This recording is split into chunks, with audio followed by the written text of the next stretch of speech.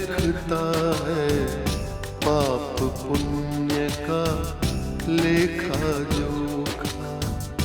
कौन कहाँ कैसे रखता है पाप पुण्य का लेखा जोखा। ओढ़ के चादर तू गुरूर की, ओढ़ के चादर तू गुरूर की, देता अपने आप को धोखा। कौन कहाँ कौन कहाँ कौन कहाँ कौन कहाँ। भाई साहब, आप अगर मुझसे मिलने आए हो तो मैं रुकूं, और अगर आपको किसी और से मिलना है तो मैं चलती हूँ। देखना देखना, एक दिन ये चित्रांश है ना, तुम्हारे और आरसी के इश्क को लाइव टेलीकास्ट कर देगा। मेरी बेटी सही राह पर आ गई और उसे चित्रांश जैसा रक्षक दे दिया पापियों से लड़ने के लिए। चित्रगुप्त जी, आपके दृश्यावलोकन में यदि कोई और प्राणी हो तो दिखाइए ना। बारंबार इस सुनामी पापी को देखकर मेरे पांव में दर्द होने लगा है। पात्र है उर्वशी और पापी और कोई नहीं, मेरा अपना बाप है। मोम को बताना है कि उसका बेटा उसके हर सपने को पूरा करेगा। एक हाथ से दौलत कमाएगा तो दूसरे हाथ से पुण्य। चलो, मैं कृष्णा को फोन लगाती हूँ। नहीं, हे ईश्वर, कहीं मैं कमजोर ना पड़ जाऊं और उसे वापस ना बुला लूं। नहीं नहीं, मैं कमजोर नहीं पड़ूंगी। उससे बात किए बिना चैन भी तो नहीं है मुझे। हाँ, फोन लगाती हूँ।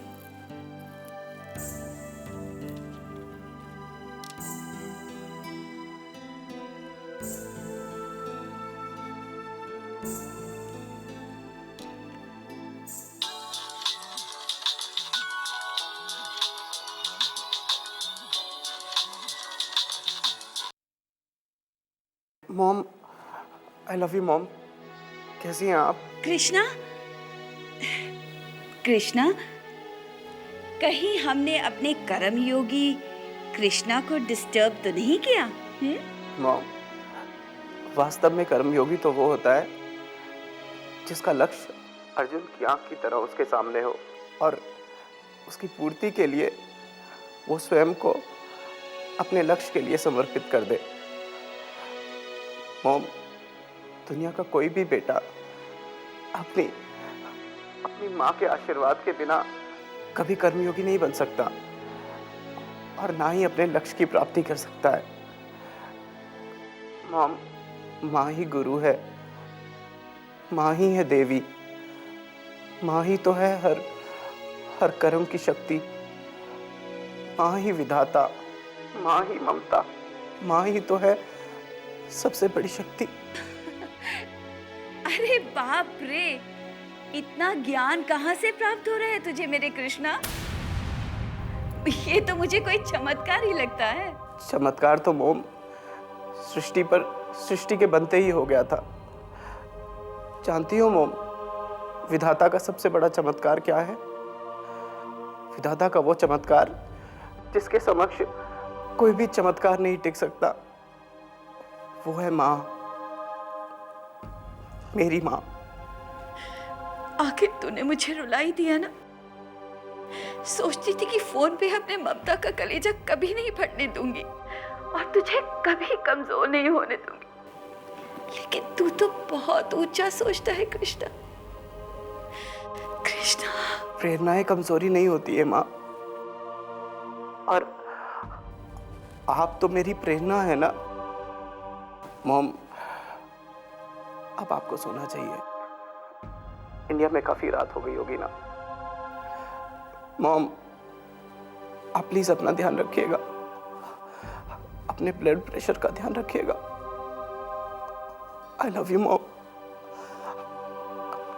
आई मिस यू,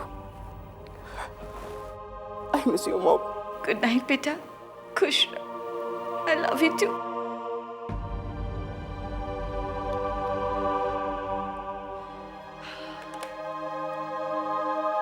पाप पुण्य का लेखा जोखा,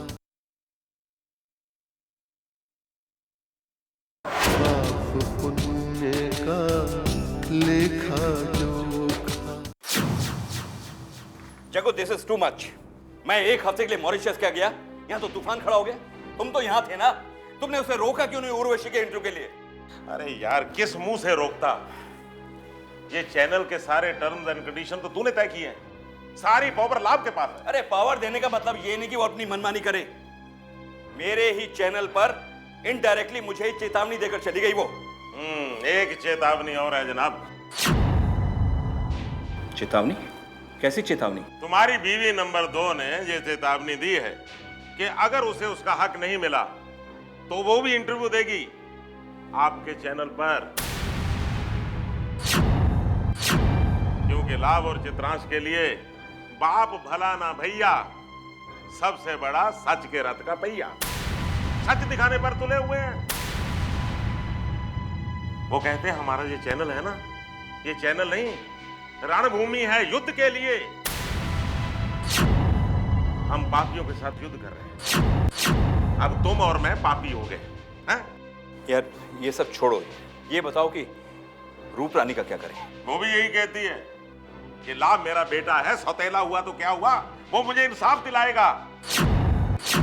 क्योंकि लाभ सच का पहरेदार है। मर गए यार। ये सच सच पाप पुण्य, ये सब क्या पक रहा है? एक तरफ कुआं, एक तरफ खाई, कुछ समझ में नहीं आ रहा है। क्या करें? तू तो चारों तरफ से गिर गया है, क्योंकि उर्वशी ने तुम्हें रंगे हाथों पकड़ लिया और रूप रानी को अपना हक चाहिए। और भागवंती भाभी को अगर दूसरा धोखा मिला ना तो तुम्हें सीधा जेल का रास्ता दिखाएगी। और तुम्हारी मदद कर सकता है तो सिर्फ एक आदमी, लाभ। लेकिन वो तो सच का पहरेदार है, क्योंकि बाप भला ना भैया, सबसे बड़ा सच के रथ का पहिया। सोचो जग्गू, सोचो। देखो, बाहर वालों से तो लड़के हम लोग जीत गए, मगर इस सत्यवादी हरिश्चंद्र का क्या करें? बहुत दुख झेले सत्यवादी हरिश्चंद्र ने। अब तेरे बेटे को हम दुख तो नहीं दे सकते, सोचता हूं। तो फिक्र मत कर रहे, कोई ना कोई रास्ता निकल ही आएगा। रास्ता निकलेगा ना? पक्का? अरे यार समधी जी, फिक्र क्यों करते हो? आपकी बदनामी हमारी बदनामी, पक्का ही समझो।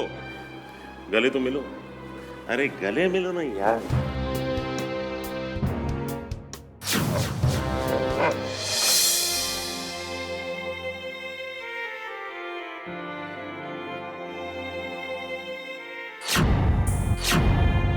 उर्वशी, अभी तो तुम्हारी आत्मा को एक बहुत बड़ी लड़ाई लड़नी है, पाप से। एक्चुअली माफिया में तुम फंसी नहीं हो, जानबूझकर तुम्हें फंसाया गया है। उर्वशी, तुम हर बार पापियों को अपनी ताकत क्यों देती हो? पहले तो खुद उनके साम्राज्य में जाकर उनकी ताकत बढ़ा दी, और अब जब पुण्य की राह पर लौट रही हो तो मृत्यु की बात करके फिर से उनकी ताकत बढ़ा रही हो। मैं तुमसे बस इतना ही कहना चाहती हूँ कि अगर तुम इनके झांसे से नहीं निकली तो वो तुम्हारा ऐसा हश्र करेंगे कि तुम्हें पागल बना देंगे, पागल। तू डरती क्यों है?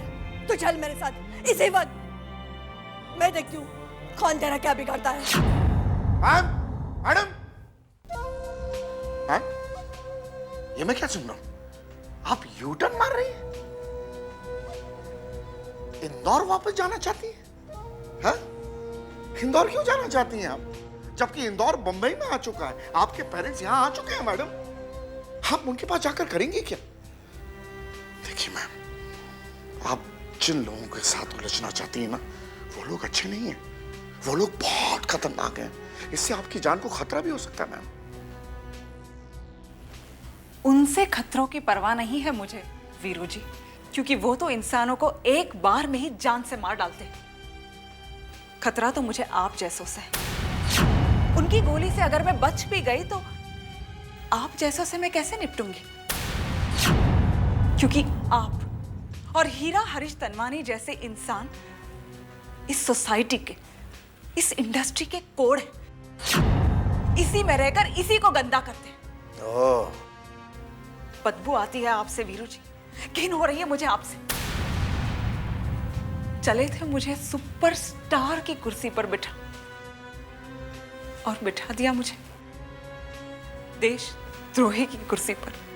मैडम आपने 70 जुए की कहावत तो सुनी ही होगी। सारी दुनिया में मुंह काला करके अब आप महान बनने का ढोंग करना चाहती हैं, सच्चाई के साबुन से आप अपने दाग को मिटाना चाहती हैं। ये गलतफहमी जो है ना आपको ले डूबेगी, क्योंकि सितारे जो है ना वो आसमान पर चमकते हुए अच्छे लगते हैं, और चांद का हश्र तो हम देख ही चुके हैं, क्योंकि चांद पर सिर्फ खड्डे ही खड्डे होते हैं मैडम। और आपने अपनी नई पारी का आखिरी दरवाजा भी बंद कर दिया है, लेकिन अभी भी कुछ नहीं बिगड़ा, क्योंकि वीरू अब भी आज भी आपके साथ है, क्योंकि वीरू के पास अब भी बहुत सारे ब्रह्मास्त्र हैं madam. I can help you. Veeru ji, अगर मैं पहले की तरह आज भी दौलत और शोहरत की भूखी होती तो शायद आपकी बातों पर विश्वास कर लेती, लेकिन अब नहीं। देख ली मैंने दौलत और देख ली शोहरत भी। वीरू जी, आपने इंसान की योनि में जन्म लिया है। कहते हैं 84 लाख योनियों के बाद ही मानव शरीर प्राप्त होता है, और इसलिए मैं चाहती हूं कि आप कीड़े मकोड़ों की तरह रेंगते हुए केचुओं की योनि में जन्म ना ले।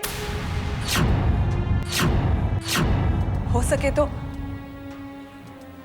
आप भी अच्छाई की राह पर, शांति की राह पर लौट आइए।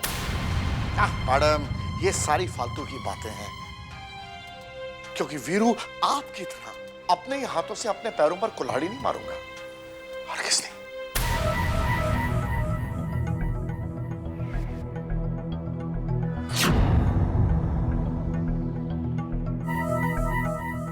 पाप पुण्य का लेखा जोखा, पाप पुण्य का लेखा जोखा। यही है एक और महापापी। चित्रगुप्त जी, अब मुझे आज्ञा दीजिए। मेरे पांव में स्पंदन हो रहा है। नारायण नारायण, मैं तो पृथ्वी लोक जाना चाहता हूँ। हाँ, ऐसे नहीं नारद जी, पहले अपनी कायाकल्प कीजिए। ऐसे भूल मत कीजिए नारद जी।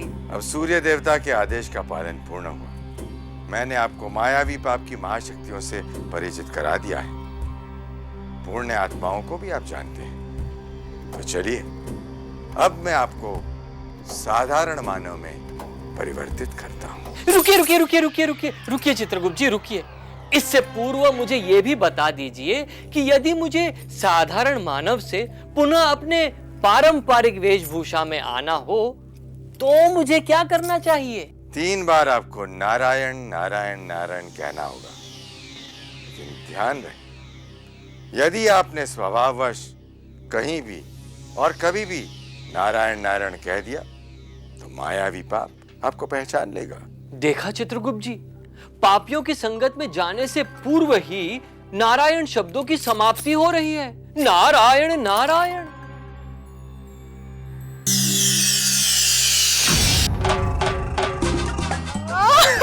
नारद जी, आप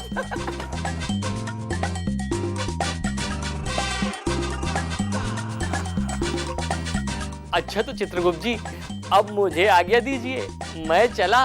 ना ना ना ना ना, bye.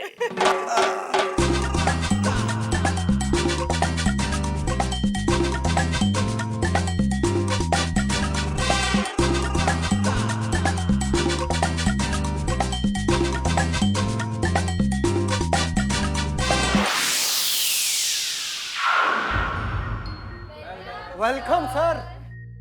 How are you sir? कैसी हो काजल? सर कैसे हो? कैसी Shafi? Hi Ashok. Hi beautiful. और रोमी? सर बस आपकी याद में तो हम लोग बहुत परेशान थे सर। ये नो फॉर्मेलिटी। तुम भी फॉर्मेलिटी करते हो रोमी। ओके काम करिए अपना। ओके चलिए।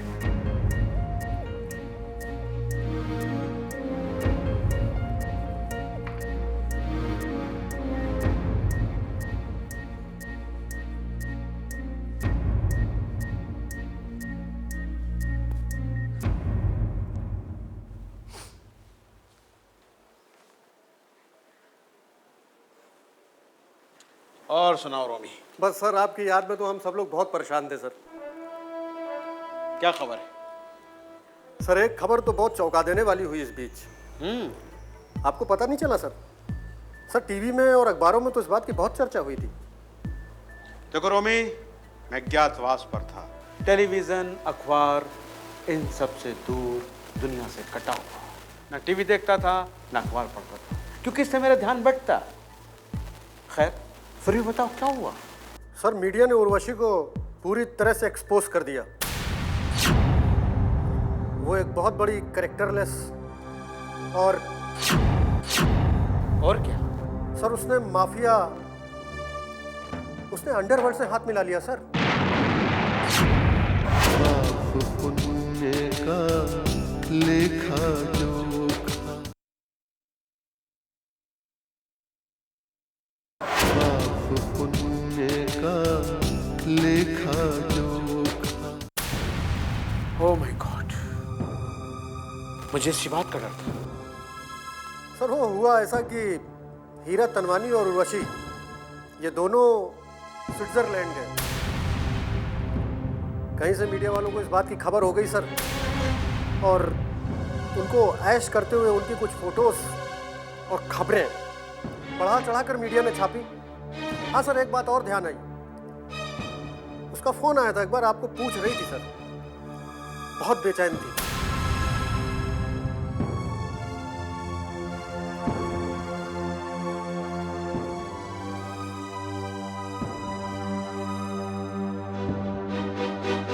क्या कह रही थी? यही कह रही थी कि के साहब कहाँ हैं, कब आएंगे। बहुत बेचैन थी, आपको ढूंढ रही थी sir. Romi. Yes sir. Urvashi को फोन लगा।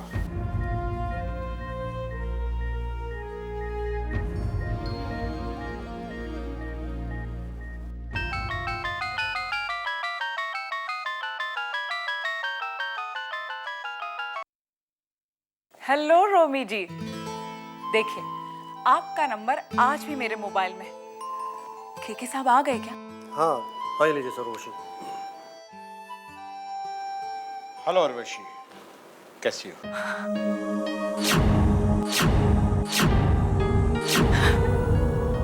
केके सर, आपने मुझे हेलो किया।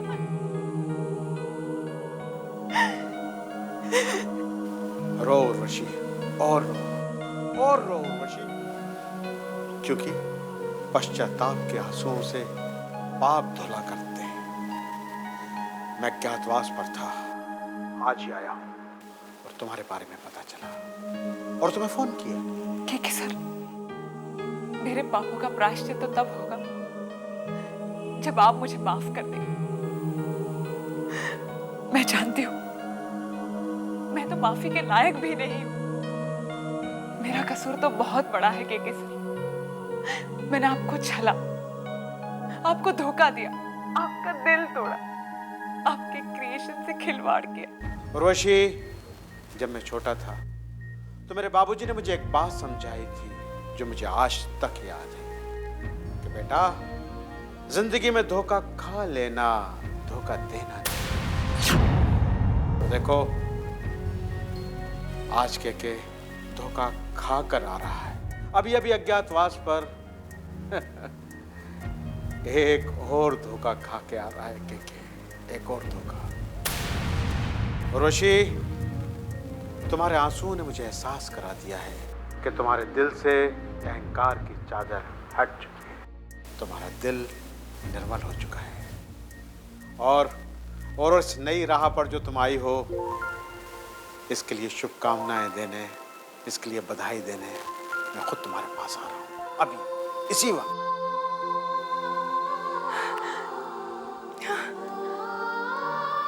कितने महान है केके साहब। चाहते तो मुझे बुला सकते थे, पर उन्होंने खुद यहाँ आकर दिखा दिया कि इंसानियत आज भी जिंदा है। जहाँ तनवानी, वीरू, बालेश्वर, जग्गू, आरसी जैसे पापी है, तो केके साहब जैसे पुण्यवान भी है, जो हकीकत में इस फिल्म लाइन की कीचड़ में कमल की तरह खिल रहे हैं। मैं ही भटक गई थी।